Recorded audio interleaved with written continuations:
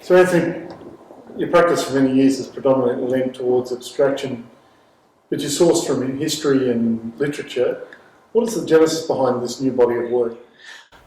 This new body of work has taken shape, has been inspired from an experience in the landscape just outside Paris, just really looking at shape and colour and form.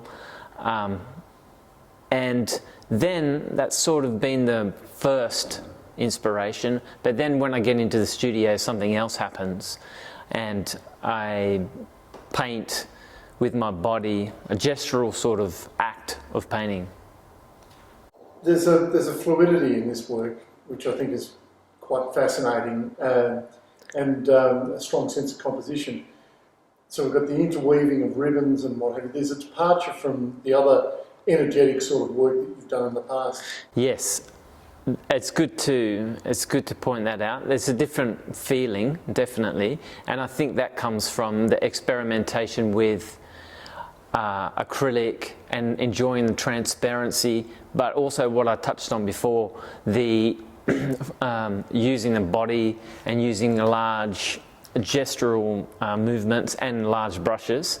So that does, it sort of forces you to start, for me, thinking about drawing and the picture plane, where to place things. So before I had been throwing paint, rags and brushes, but this is much more drawing. More constructed rather than automatic. Yeah, it's much more constructed, yeah. You get the two sense of the broad brush, Mark, but then the thin line when you turn the brush, this turning, searching brush movement. Yeah. And that's drawn from your experience in nature? Yeah, the shapes, definitely. But then just investigating the way that holds together, the transparency, how these shapes hold together. So in that, colour becomes a pretty key component of it, doesn't it? Colour is a key component, absolutely. So I want colour to affect the viewer. I want it to elicit a reaction from the viewer. So sometimes I work with limited palettes, and then other times I use it intuitively, but I think that colour can really evoke something out of the person in front of it. So you've recently moved from Paris to a town in the French countryside. Yes. How does this change your practice? It's good because it's a lot more quieter, more time in the studio. And I think, proximity to, it's not very far away, but the proximity to all the museums, all the masters from the past, it's both it can go one of two ways. You can be sort of crushed by that weight of tradition, or you can really see it like this massive stream of something to dip in and out of for constant inspiration. It's an interesting point, because as an Australian artist living in France or living in Europe, and you're exposed, history is everywhere. Yeah. The practice of artists beforehand is everywhere. That experience, you sort of answered the question, but that's all right. Yeah, it's perfect. But, yeah. But I really kind of want to delve into that a little bit more. Yeah, I think I'm more aware of history because I'm not in Australia, because of how it defines you and your relationship to Australia, and how one as a national, as a person, as an Australian, being outside of it, looking at its history, but then the origin of Australia and sort of themes that I'm interested in my work and what I've explored in other exhibitions here. So yeah, I think that, it's important. For me, it's important, and it's also, there's sort of like this circular thing with history. You see things repeating And it's fascinating because I find it very inspiring to dip in and out of that to things that, phrases actually, that inspire me, or newspaper articles. So that is interesting because you're ostensibly an abstract gestural painter. Yes, I am. Not always, but... Not always. But the essence of the gestural mark in an abstract form, yet you're dealing with things that are not abstract. Yeah, well, you know, lots of artists have used their practice as a vehicle for philosophy. I mean, most notably Joseph Albers, Mark Rothko. So they use it as a point to reflect on different issues in society. And I believe that that's the case, that abstraction can be a tool for political or social engagement. And that's what I'm concerned with. That's what I'm interested in. You know, I get a lot from this quote from Joseph Albers, and Joseph Albers said that colour can be volatile, relative, and political. So, to me, because I always question how can an abstract painting have a political agenda, but I think that because of its subject matter, like in people's minds, people say, right, okay, if it's not an image of a protest sign, or if it's not an image like Jacques-Louis David, something obvious with political intention there, then they struggle to come around to that. But in what I'm saying is that the act in itself is a political act. So the act of painting, for me, has that in it already. It's a reaction against something. It's a reaction to the history of our country. It's a reaction to my own personal existence. So you see, colour for me is a way of personal emancipation. It's a way of discovering, of expressing who I am. So I think that, yeah, with abstraction, there are considerations of formal elements, and that's the same with any painting whatsoever. If you're making a painting, putting liquid on a support, then you're always considering the formal elements, colour, tone, line, drawing, all of that. That's what makes it up. But you know what? It has to be more than that, you know? It has to be more. For me, it has to be more. Because if it's just about something that you hang over your couch, that's cool. There's a place for that. But for me, it burns in me in a different way, right? And you know what? That's cool. Not everybody's the same. I'm different. So let's talk about the recognition in Europe with the Rothko. Yeah, so I've got an exhibition at the moment in Latvia at the Mark Rothko Art Centre, and it's by far the biggest exhibition that I've done. There'll be about 10,000 people see that. But I did it because, like I was saying before, I'm interested in artists who've used their practice to talk about philosophy, to talk about things that matter in their lives. So when the museum asked me to do a show there, I was really happy to present some work.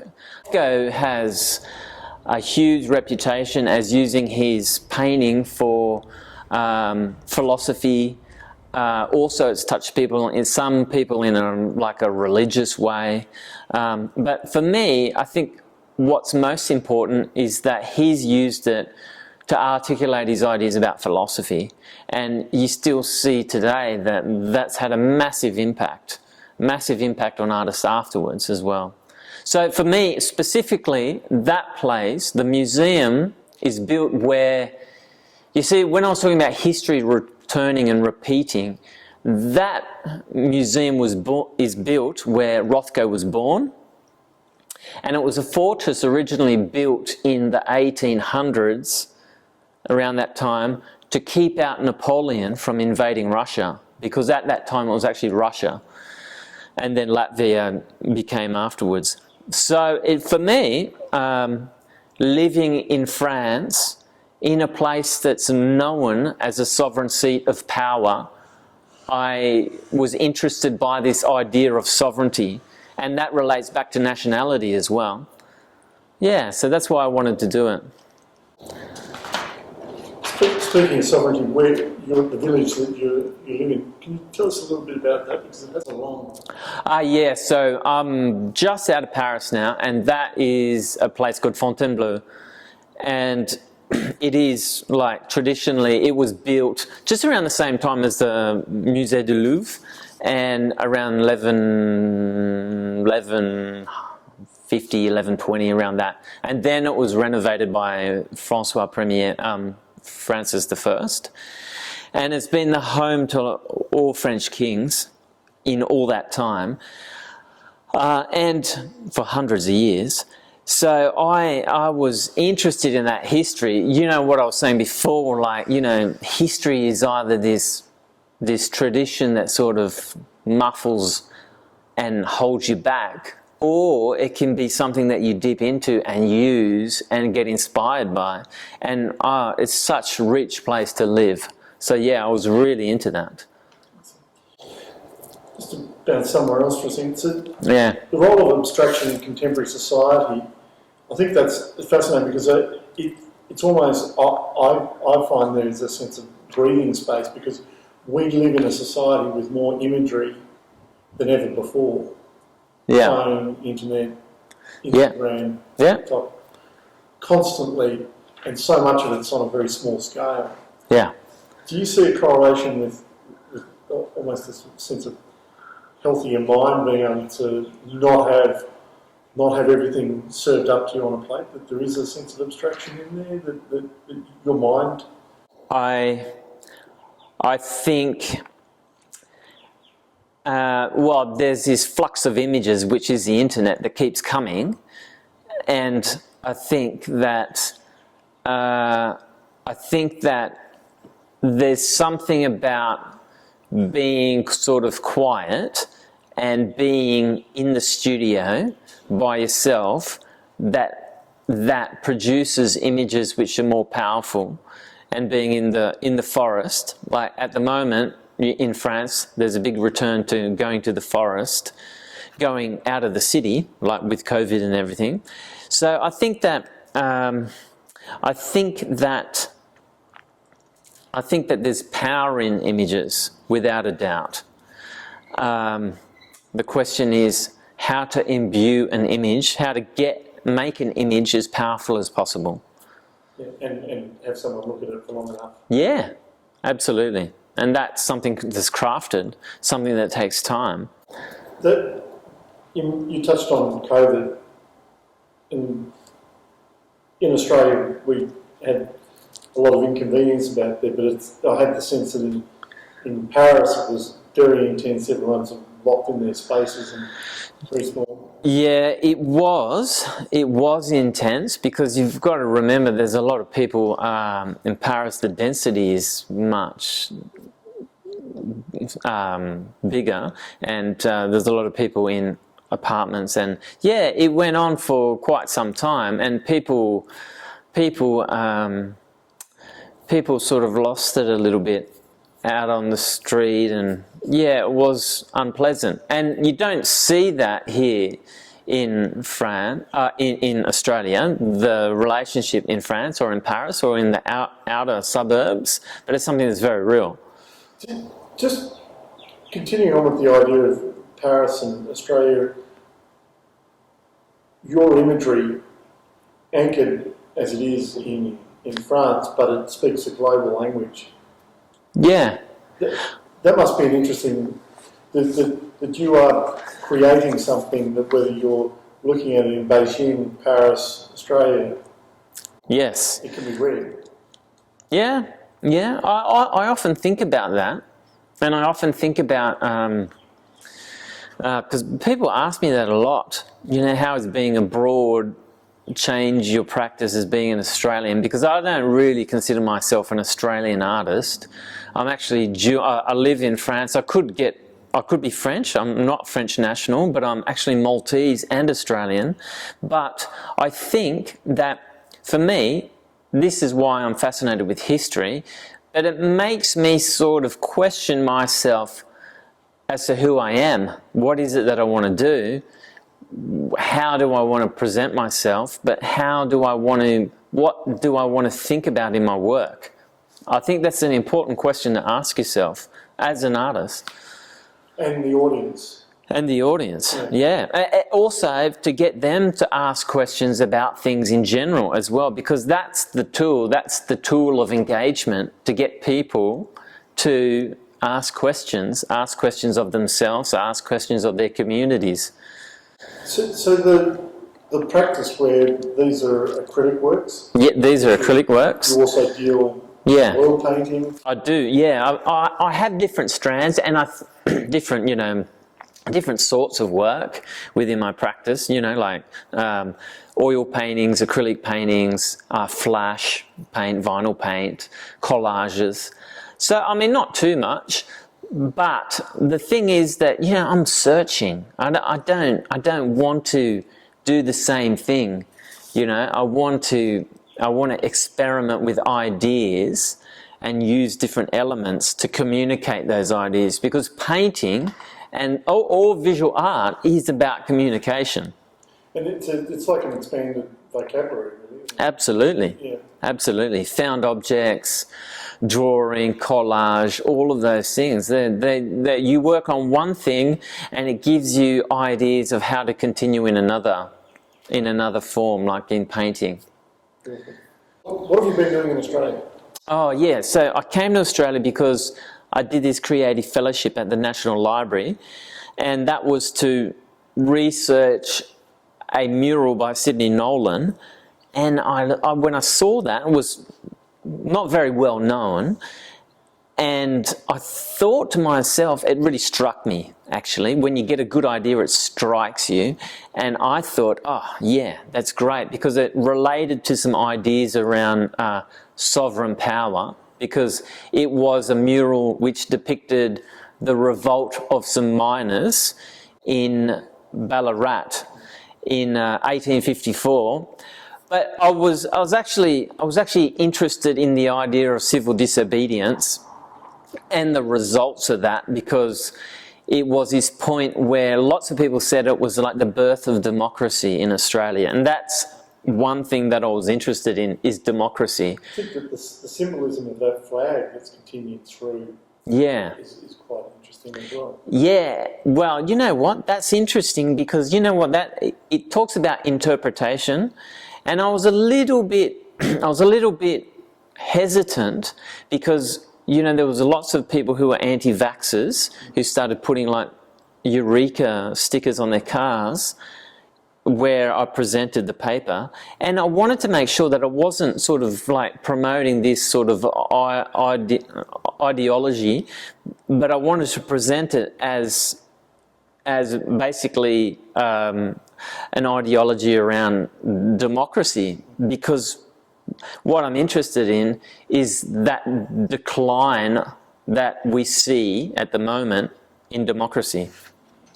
It's interesting about Nolan, the different streams that because Nolan, of course, worked in every medium, from a house paint to Polaroid photographs, just the whole kit and caboodle. Do you find that an inspiration to touch with those? Absolutely. Yeah, Nolan worked with Riplin and, like you said, lots of different media. And, that's exactly why. But what was inspiring for me was that, both his subject matter and it was basically his subject matter that was political, and that there was also a moment where it was actually quite crucial to Australia's history. And then when you look at Nolan, he has been quite crucial to Australian history, because you look at his subject matter, it's like Gallipoli, Burke and Wills, Eureka, and it's all defeated subject matter. It's all people who had a go and they failed. And I find that interesting, because as an artist, there's a lot of failure involved in not just like making works, but also in your career. It's like you got to get used to that, to propel yourself forward. So I found it really motivating and inspiring. I think the fact that Nolan was on the run for the first couple of years of his career Yeah. in the army. He did, yeah. He fled. He was conscripted and he fled. Yeah, which is also interesting how I say about history, because then he fled, but then later he was knighted by the Queen. Yeah. And yet you look at the Eureka Stockade, and what is it about? It's about anti-colonialism. It's anti-colonialist, but yet he received a prestigious commission, and he received afterwards recognition from the Queen. So it's quite interesting, the dynamic.